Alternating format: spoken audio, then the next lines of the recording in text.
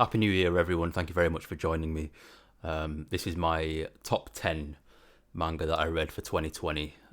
Most of what you will see I read in the latter half of the year, as I've been very busy. It's been a very busy year for me, especially in the former half, and I didn't really have a chance to read anything. I was actually mostly reading my Witcher novels when I did have time. So this is the year that last year was the year that I really got back into collecting and reading manga as a hobby. So I just want to go over 10 series that I started reading. Two of which are actually things that I reread. Rediscovered my passion and love for them, and the other series are series that I've just picked up, or things that have been on my shelf for years, and I read for the first time in 2020. So these aren't series that are necessarily published in 2020 or were released in 2020. They're just series that I just so happened to read in 2020, and not really in any particular order. So I'll start off with the two series that I reread. One of which I've actually done a review of in the past number of years ago, but it's been so long since I've reread these series that rereading them, it felt like I was rediscovering it again, or I was rediscovering it again. It felt very fresh and new. So yeah, let's get on with the first one. So the first series I reread was Vinland Saga by Makoto Yukimura. I've got 11 volumes of this, and I only read up to a certain point. I read up to about volume 7 or 8, and then I just kind of dropped it. Not because I didn't enjoy it, it's just because other things in life were happening.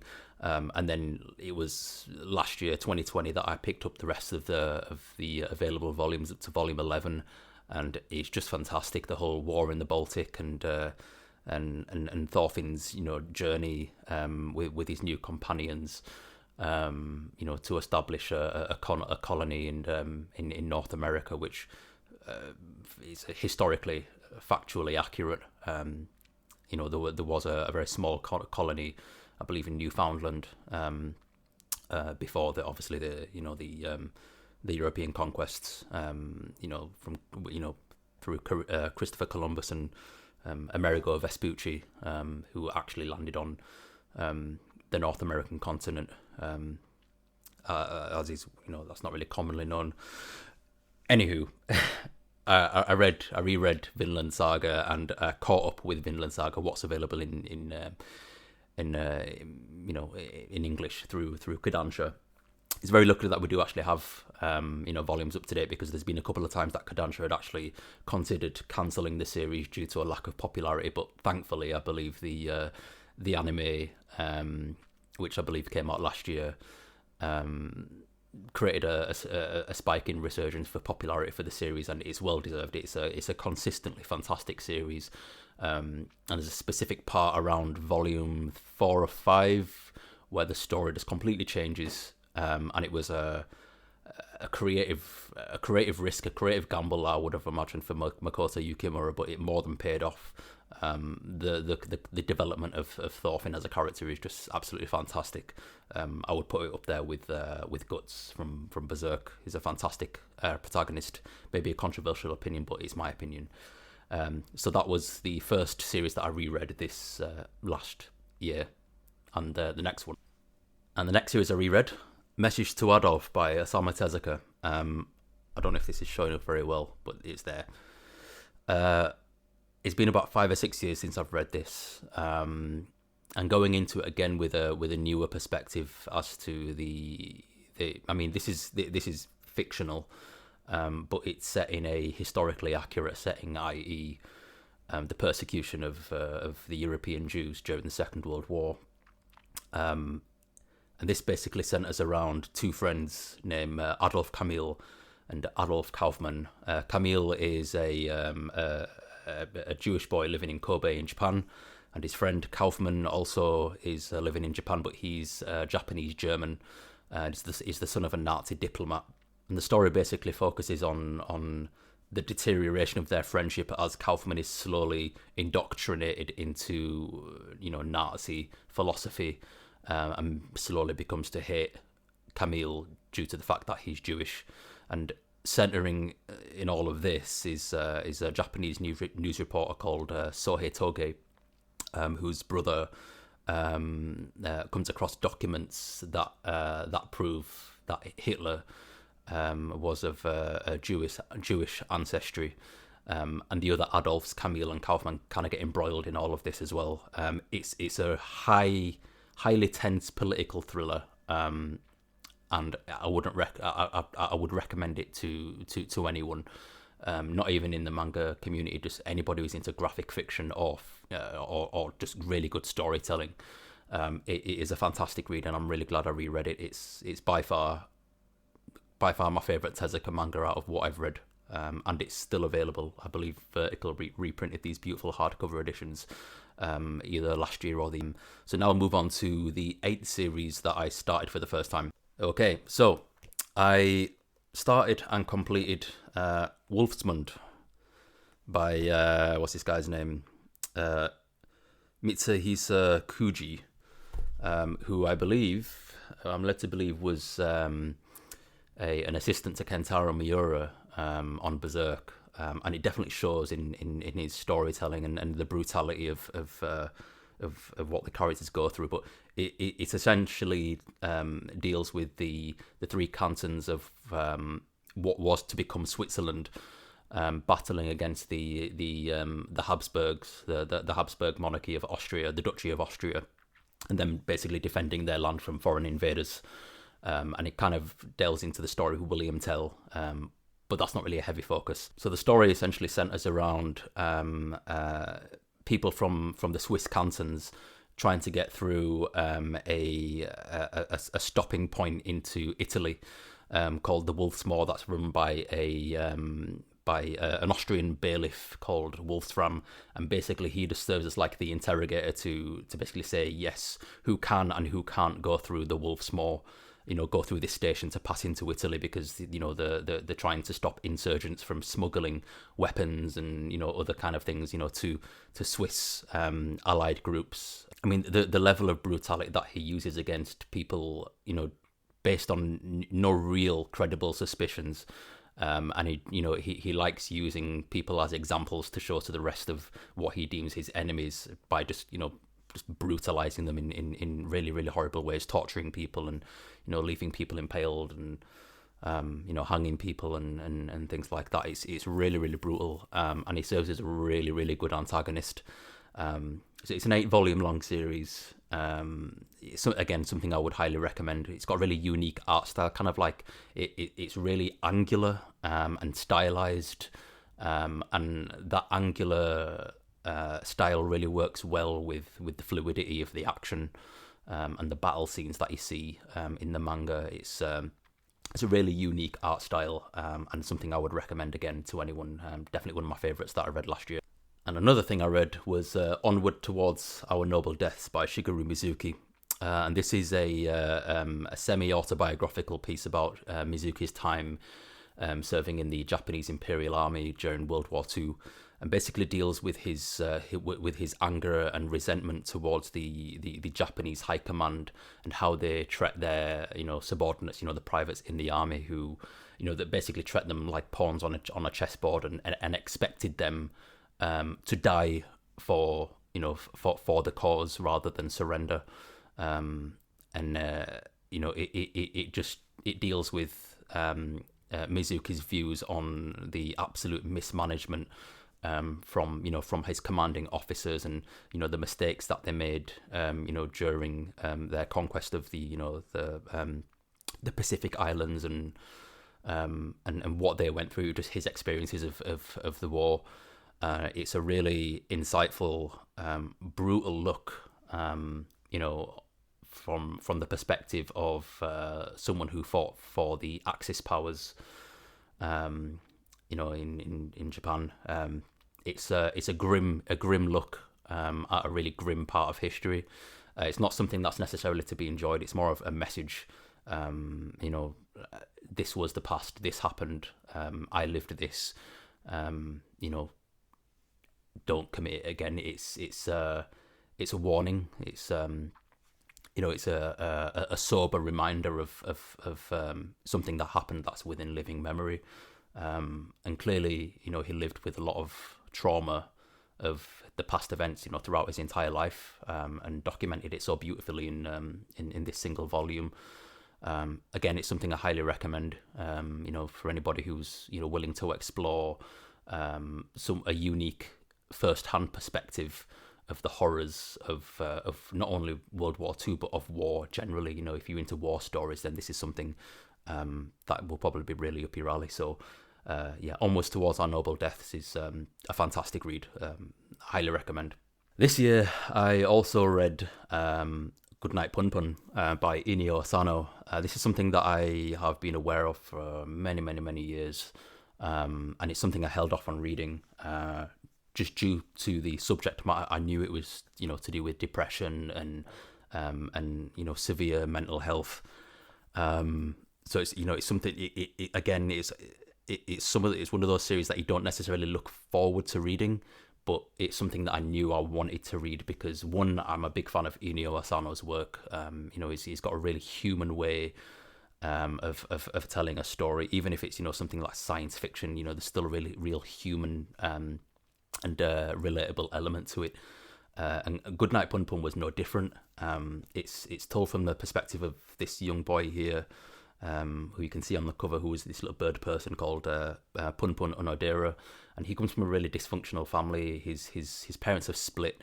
He's got a mother who's in the brink of a midlife crisis. He's got a deadbeat father, and a really really ill manic depressive uncle who tries to support him the best he can. And it follows his life from like young primary school or elementary school up to adulthood, and his experiences with love, loss, his sexuality, coming of age, trying to discover really what he wants to do in life, failed passions, his disappointment with his family, his love-hate relationship with his mother, and basically he slowly just spirals down into this pit of despair, and you really get to see him at his worst, and he almost becomes somewhat of a villain at some point, just because he becomes so numb, and almost sociopathic. I won't spoil much of it. It's a heavy read. It's a really, really heavy read, and it's not just him as well. There's a whole cast of really interesting side characters. Others, dealing with their own trauma as well.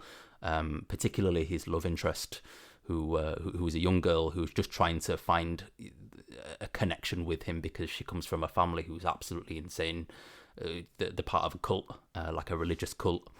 And it's very clear from the outset that she's been really badly abused by her mother, and her and Punpun find each other at a really early age and fall in love, and it's about them kind of reconnecting like in the future as well. A really, really, really difficult read, something that I probably won't reread for quite a number of years, but definitely up there with one of the most humanizing, honest, starkly real series that I've ever read. I was worried that the universal praise for it may have dulled my expectations, but it was, I was pleasantly surprised when I read it. It really didn't pull any punches, and Inio Asano really, he seems to have a really good grasp of human psychology. I think really to truly understand the depths of despair, you would have had to have been there yourself. So perhaps maybe Asano has some personal experience with depression that he was able to channel through the conduit of Punpun, his own fictional creation. So a really, really, really fantastic read. Again, highly recommend. Now, another series I read for the first time this year, which has been something that's been on my shelf for a long time, and the last Osamu Tezuka manga that I have available and ready to read on my shelf that I've held off on, and that was Buddha. His critically acclaimed biography of the founder of Buddhism, Prince Siddhartha Gautama. and it basically follows his life from his birth all the way up into his death. So his birth in Kapilavastu in Nepal, born into royalty, and him being prophesized as being either a great emperor or a great ascetic or religious leader, and it basically him accepting the calling, what he's expected to do, what his destiny is, and basically trying to save the human race through non-violence, and he becomes the Buddha, him attaining enlightenment. But it's not just about him as well, it's about his disciples, where they come from, how they, come to meet him, and how Buddha is able to help them learn, and how he's able to teach them the way to salvation, essentially. It's fantastic. It's really, really good. I was not disappointed. I don't want to talk too much about it because I would rather do a more in-depth review of it. And I'm aware this video might be getting a little bit long, but Buddha is one of those hallmark pieces of graphic fiction. It's an absolute must-read, and I highly recommend it. I wouldn't say it's one of my favourite Tezuka titles, as some of the characters are quite problematic. And the ending of one particular character was just completely subpar. It really rushed, and there's a particular character that I thought really regressed as a character, which I was really disappointed with. And it's a character that basically you see from the very first chapter, so you get to see him grow, and then it just undoes everything. But even considering that, it's still a fantastic read, and something that I highly recommend. It's something that's considered his magnum opus. Next to Phoenix and Phoenix and Buddha are two of the biggest series that he's known for. So it's just something that just has to be read. So again, I highly recommend that, and I'm so glad I finally got around to reading it this year. Now, late last year, probably around October, November-ish, I started reading Children of the Sea, and at first it didn't really grip me. I really loved the art style, and how expressive the characters were, and it was really only till about up to about, I think it was from volume 2 or 3 that I really began to appreciate it. And it's basically about these 3 children, particularly Ruka, who you can see on the cover there, the girl in the shirt and the black hair.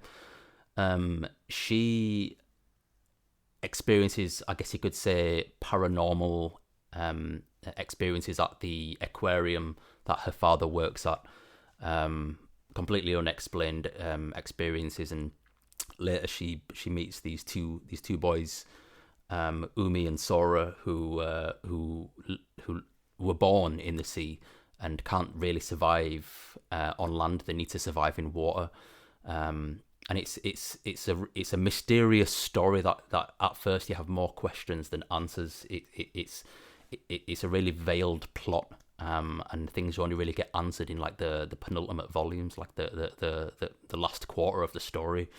But it was gripping enough for me to continue it. It's basically surrounding the mystery of where these boys come from, what they are. Are they human? Are they fish? Are they extraterrestrial? And also a mystery surrounding the fish in all aquariums around the world and in the sea just starting to disappear in droves, and why that's happening, and how these 2 boys and how Ruka is related to that. A really, really different, unusual read. And I'm aware that there's an anime movie about it as well that was released a couple of years ago, maybe last year or something. That's supposed to be really good as well. But it's got a really, really nice art style. The entire manga was actually drawn with a ballpoint pen, from what I'm led to believe. And there's some really, really interesting, like double spread pages, showing the open ocean and the night sky, and how the sky and the ocean are one and the same. It's a very philosophical type of story, and even by the end of it, you're still left with some questions, as some things are just kind of left open to personal interpretation. It's definitely one of those series that you might want to give a second read. I know I'm for certain going to give it a second read, as I think I might be able to get more out of it. reading through it again, and it's definitely something that's worth it. Now, the next thing I read this year is arguably my favourite thing that I read this year, or up there, maybe tied number one, and that was Battle Angel Alita.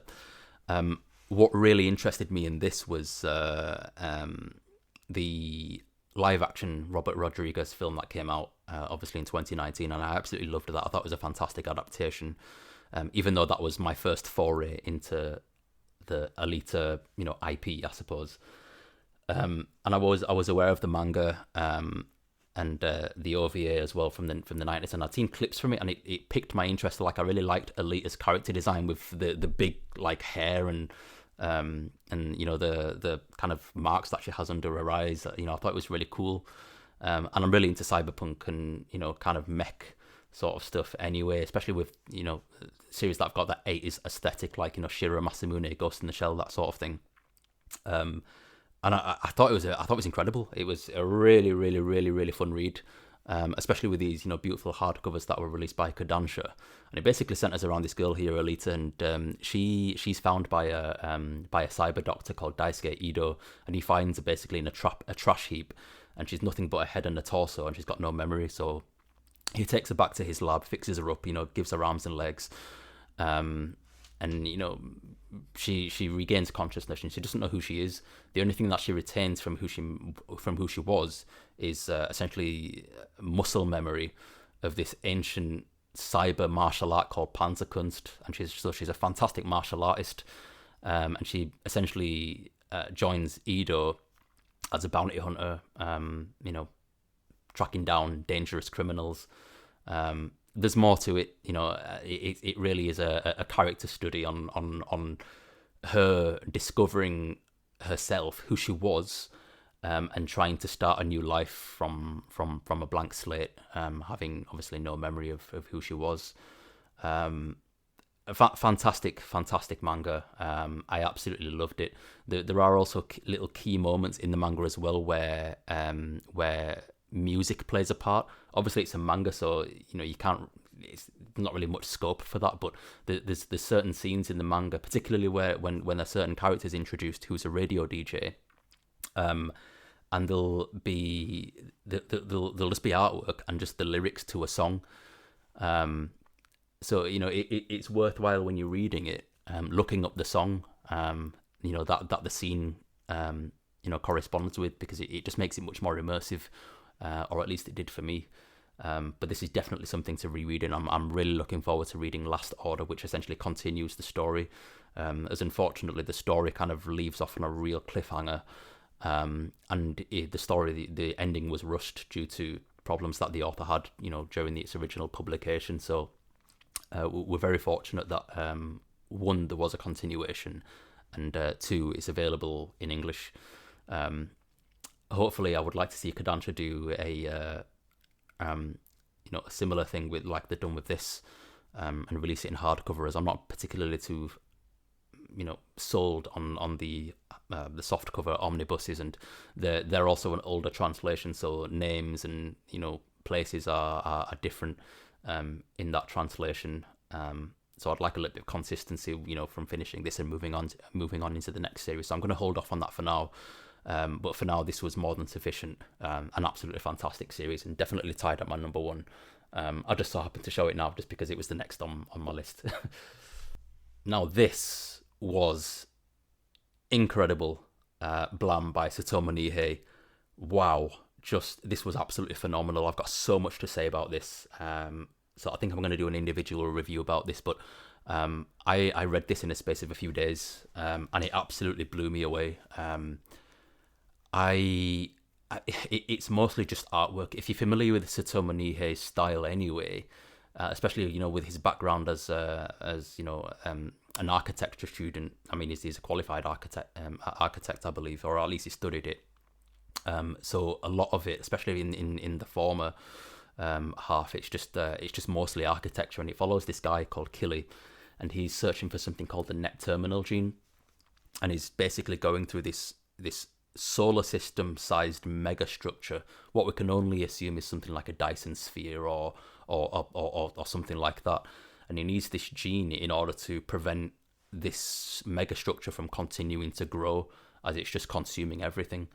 And there's other cyborgs in it that are trying to stop him, and other factions, humanoid factions that side with him, and it's just him traversing through this massive dystopian megastructure. It's kind of terrifying, like how vast it is, and the artwork does a fantastic job of delivering this sense of scale, and I mean, put it this way: there's a part in the manga where he enters a room and he finds out that the room is the size of Jupiter. I mean, that's just insane. And he also has a companion called Sibo as well, who's a really interesting character. And another part of it where he picks up a distress signal, so they start walking towards it, and then there's like a time transition, and it's like 2 million days later, or like 2 million hours later. That's like they've been walking for like 270 years. It's insane. It's just the sense of scale and time that it spans over is just unreal. Again, I'm not going to talk too much about it because I want to do a proper review on it and put some like clips of artwork and stuff in it just so you can kind of contextualize what I'm talking about. But wow, I've never read anything like it. I mean, this is one of the few manga that I've rated a 10 out of 10 because it was just nothing short of perfection for me. I absolutely loved it. And people, I've heard kind of reviewers kind of talk about how the story is a little bit difficult to understand, or that there isn't much of a story there. But I didn't find it much trouble in following it. I really like the characters. I mean, Killy is not really. I mean, he's a little bit wafer thin, but he's not really there. It isn't a character study. It's all about the world that it's set in, and just the absolute stark vastness of it. It's mind-boggling. It's fantastic. So, highly recommend Blam.